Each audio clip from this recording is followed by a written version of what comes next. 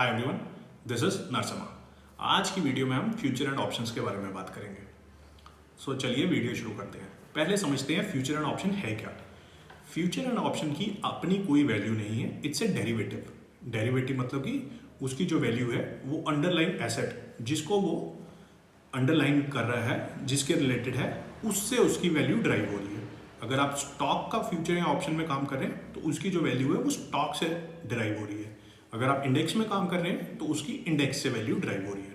Right, हमने यहाँ पे एक बात समझ ली, उसकी अपनी कोई वैल्यू नहीं है, उसकी वैल्यू जो है वो ड्राइव हो रही है, तभी उसको डेरिवेटिव बोला जाता है। पहली हमने उसकी डेफिनेशन समझ ली। फ्यूचर एंड ऑप्शन को समझने से पहले थोड़े कीवर्ड समझ लेते हैं जो इस वीडियो में भी यूज होंगे और जो फ्यूचर एंड ऑप्शन में समझने में आपको आसानी होगी। पहला होता है स्ट्राइक प्राइस। स्ट्राइक प्राइस मतलब कि जैसे कि आप कोई ऑप्शन बाय या सेल कर रहे हो तो उसका आपको एक स्ट्राइक प्राइस चूज करना पड़ेगा। जैसे कि स्पॉट का प्राइस है, आपका कोई शेयर है, 175 शेयर है, 175 शेयर्स जो F&O में काम करते हैं। राइट, आपने उसमें से कोई शेयर चुन लिया।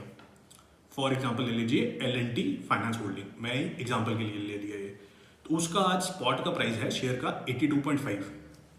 तो ऑप्शन में आपने अगर 82.5 का कोई ऑप्शन में आप काम कर रहे हो, वो उसका स्पॉट प्राइस आ जाएगा। आप ऑप्शन में 80 के स्पॉट प्राइस पे भी काम कर सकते हो, स्ट्राइक प्राइस पे 75 पे भी, 70 पे भी।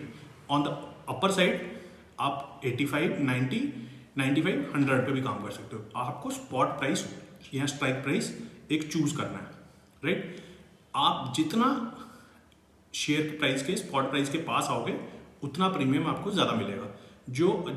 जहाँ पे आपका जो शेयर का स्पॉट प्राइस है और आपका स्ट्राइक प्राइस ऑप्शन का है वो मीट करता है, मतलब कि सेम होगा, उसको बोलते हैं एट द मनी। राइट, यहाँ पे हमने एक कॉन्सेप्ट सीख लिया, eight the money. Eight the money option क्या होता है?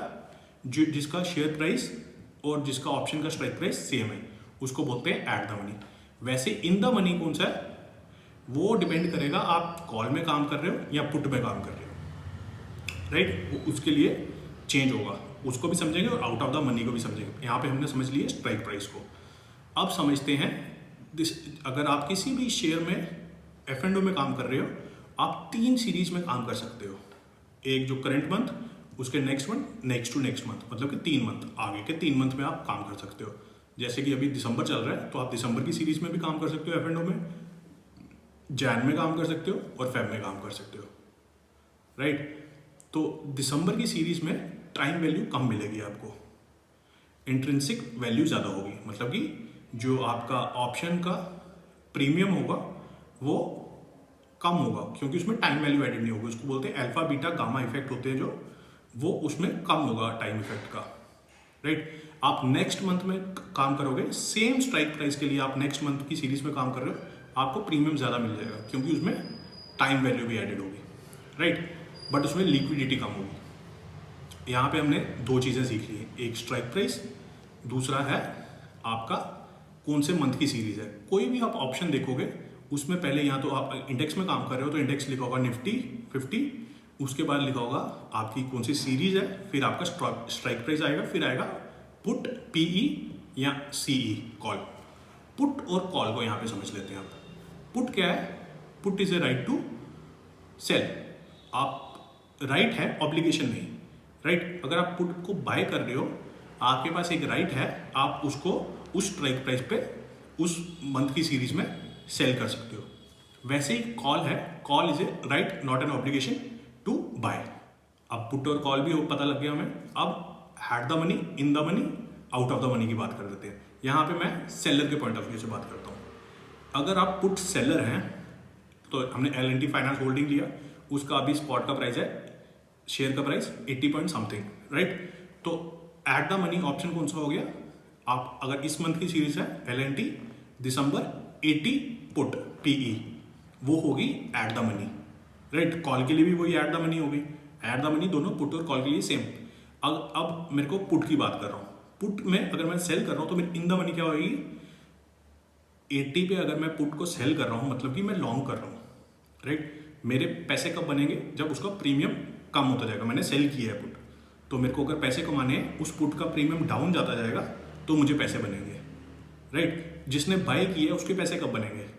जब पुट का प्रीमियम बढ़ता जाएगा, राइट। अब पुट का प्रीमियम बढ़ेगा और घटेगा कब? अगर शेयर प्राइस आपका बाहर ऊपर चलता गया, भागता गया, तो आपका बुलिश हो गया वो, तो जिसने सेल किए उसके पैसे बनेंगे, क्योंकि अब 80 का प्राइस वो गिरता जाएगा प्रीमियम। जिसने बाय किए उसको लॉस होगा, राइट। अब अगर 80 के जिसने अब बाय किए, सेल किए, अब अगर आपका प्राइस जो शेयर का है वो गिरता जाएगा, तो जिसने सेल किए उसको लॉस हो रहा है, क्योंकि प्रीमियम जब नीचे गिरेगी प्रीमियम बढ़ता जाएगा। तो जिसने बाय किए उसको पैसे बनेंगे, क्योंकि उसने खरीदा है, अब वो महंगा हो जाएगा। कॉल में उल्टा है, कॉल में जो सेलर है वो बेरिश व्यू लेके चल रहा है, राइट। जो कॉल जो सेल करता है उसका व्यू बेरिश है कि शेयर प्राइस गिरेगा, तभी आप कॉल सेल करोगे। पुट कब सेल करोगे? जब आपका बुलिश व्यू है, राइट। अब कॉल जिसने बाई की है उसका बुलिश व्यू है, वो उसको लगता है कि शेयर प्राइस बढ़ेगा। जिसने पुट सेल की है उसका बेरिश व्यू है, राइट। आई होप आपको ये समझ आ गया हो बेसिक। आपके ये जो फ्यूचर एंड ऑप्शन है, जिस मंथ की आप काम कर रहे हो उस मंथ का जो लास्ट थर्सडे है, अगर वो जो लास्ट थर्सडे है वो छुट्टी है तो वेडनेसडे, उस दिन उसकी एक्सपायरी हो जाएगी। उसके बाद वो उसमें फ्यूचर की कोई उसकी वैल्यू नहीं रहेगी, राइट। जो भी आपके फ्यूचर की वैल्यू है उस एक्सपायरी से पहले है। अगर आप दिसंबर की एक्सपायरी में काम कर रहे हो तो दिसंबर के लास्ट थर्सडे तक आपका ये जो कॉन्ट्रैक्ट है इसमें वैल्यू है, उसके बाद इसकी कोई वैल्यू नहीं है। वैसे ही जैन के लिए और फेब के लिए, जैन के जो लास्ट थर्सडे है उस कॉन्ट्रैक्ट की तब तक की वैल्यू है जिस एक्सपायरी तक आप काम कर रहे हो। और दूसरी चीज़, अगर मैं पुट सेल कर रहा हूँ तो मैं क्या बुलिश व्यू लेके चल रहा हूँ, राइट। अब मुझे करना क्या है, राइट। हमने थियोरेटिकल पार्ट तो समझ लिया, अब प्रैक्टिकल पार्ट समझ लेते हैं। पहले सेलर के पॉइंट ऑफ व्यू से समझते हैं। मैंने एक पुट सेल की है, L&T फाइनेंस ही ले लेता हूँ। मैंने 80 की अगर पुट सेल की है दिसंबर की सीरीज़ की, उसका प्राइस अगर 80 पे ही रहेगा या 80 से थोड़ा ऊपर रहेगा तो जितना भी प्रीमियम है लगा लीजिए, मैंने 5 रुपये प्रीमियम है और उसका लॉट साइज है 8924 इंटू 5, 45,000 के पास पास जितने भी पैसे बनेंगे सारे मेरे जेब में आ जाएंगे, राइट।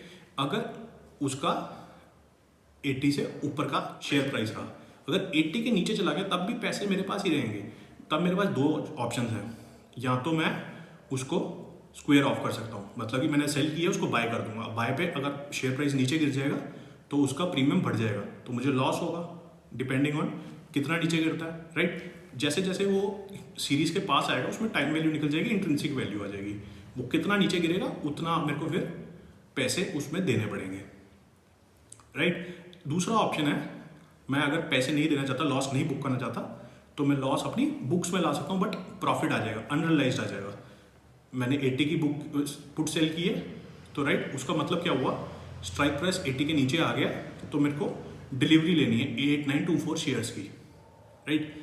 8924 शेयर्स 80 में लगभग लगा लीजिए कॉन्ट्रैक्ट साइज बन गया 7 लाख का। अगर मेरे अकाउंट में 7 लाख रुपए पड़े हैं तो होगा क्या, मेरे अकाउंट से ब्रोकर मेरे 7 लाख रुपए निकाल लेगा और मुझे उसके शेयर दे देगा। अब हुआ क्या यहाँ पे, वो जो 45,000 थे वो तो मेरे अकाउंट में आ गए। अब 8924 की मेरे पास डिलीवरी आ गई, उस डिलीवरी को मैंने रखा है, बट उसका प्राइस नीचे का चल रहा है। मेरे पास 80 के आए हैं, उसका प्राइस है 75 लगा लीजिए, मेरे को 5 रुपये का लॉस वहाँ पे बुक्स में है, अनरियलाइज्ड, राइट। जब वो बढ़ेंगे मैं बेच सकता हूँ या मैं उसकी कॉल बेच सकता हूँ, कॉल बेच के पैसे कमा सकता हूँ।